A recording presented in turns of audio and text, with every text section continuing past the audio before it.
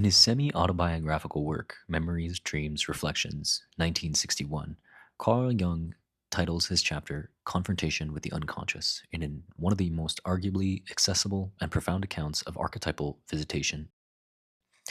Here, Jung describes his own terrifying and enlightening encounters with his inner figures, most notably a winged, wise old man he names Philemon. In a quote, Jung goes on to say, Philemon and other figures of my fantasies brought home to me the crucial insight that there are things in my psyche which I do not produce, but which produce themselves and have their own life. Philemon represents a force which was not myself. In many my fantasies, I held conversations with him, and he said things which I had not consciously thought, for I observed clearly that it was he who spoke and not I. In his later Red Book, published posthumously in 2009, Jung describes the various encounters he had through his later process deemed active imagination, where he attempted to induce waking visions with his unconscious, notable encounters with certain prophets, gods, demons, and historical figures through a beautifully illustrated leather-bound folio notebook.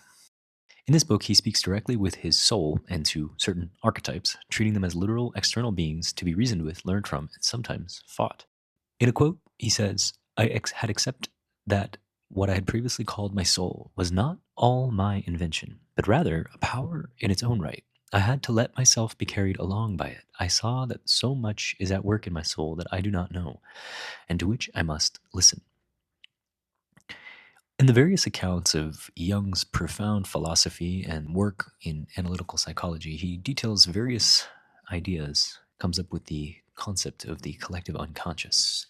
And contained within that is the so called concept of archetypal visitation. To understand this, we first have to formally define what this collective unconscious is. According to some of Jung's works, it is the foundational layer not built from personal experience but inherited, containing the universal psychic structures of the human species. The content of this collective unconscious are the so-called archetypes, the base primitive images, patterns, and predispositions that have shaped our human mythology, religion, and dreams across all cultures and eras. Recall that various esoteric traditions as well as spiritual materials can often be interpreted under the guise or lens of mythopoetic imagination.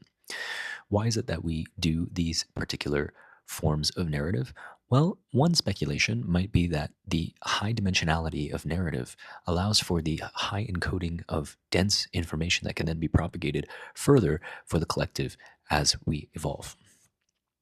An archetypal visitation, in that sense, then, occurs when one of these autonomous primordial energies breaches the threshold of the unconscious and makes direct contact with the conscious ego. Because archetypes exist beyond our personal identity, their arrival rarely feels like a standard thought or memory, something to the effect more of an encounter with an independent external entity, or a vision of sorts. Jung was careful to classify and clarify that archetypes are not literal spirits, ghosts, or physical beings. They are psychological realities, highly charged, autonomous complexes within the psyche.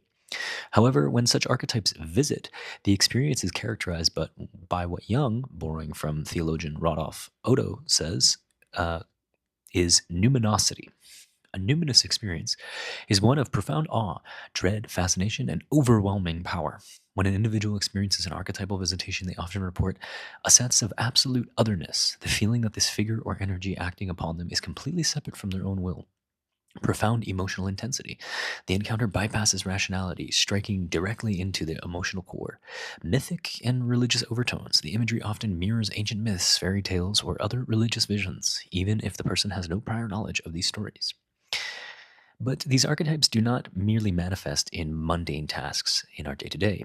They tend to emerge in a sort of defensive posture of the conscious mind when an ego is facing crisis. They manifest through several channels, including major dreams and nightmares. Jung often differentiating between so called little dreams, which contained everyday processing, and quote, big dreams, which were laden with archetypal symbolism, encounters with dragons, wise figures, floods, and divine beings, leaving a lingering and profound impact on the dreamer upon waking. Active imagination, a therapeutic technique developed by Jung where an individual enters a meditative state but to intentionally invite so called unconscious figures into awareness, dialoguing with them as if they were real people. as well as synchronicity, the experience of meaningful coincidences where an internal psychological state is mirrored by an external event. Jung believed archetypal activation heavily influenced these occurrences.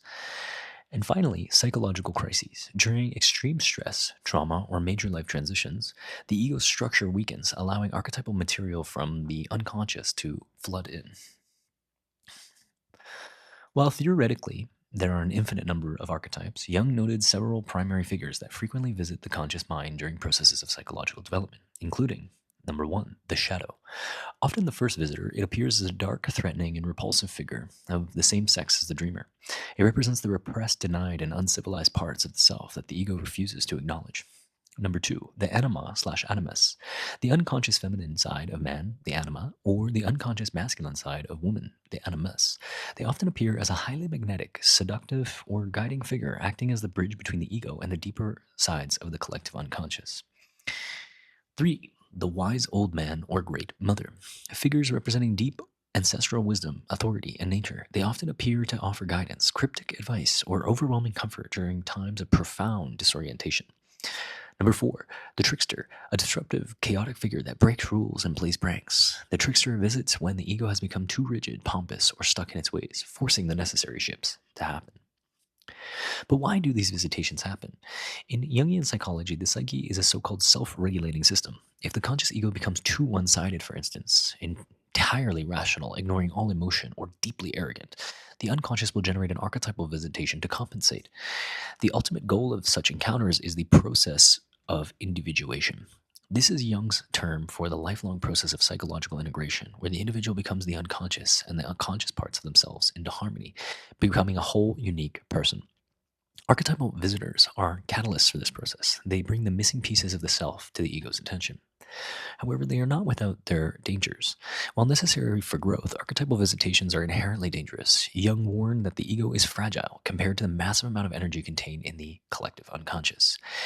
Such traps include ego inflation. If a person who encounters this archetypal figure, such as a wise man or hero, identifies with it, they suffer from inflation. They begin to believe that they are a savior, a prophet, or even a god, leading to grandiosity and potentially cult-like behavior. Number two, archetypal possession. When the ego is too weak to withstand visitation, the archetype can overwhelm the consciousness entirely.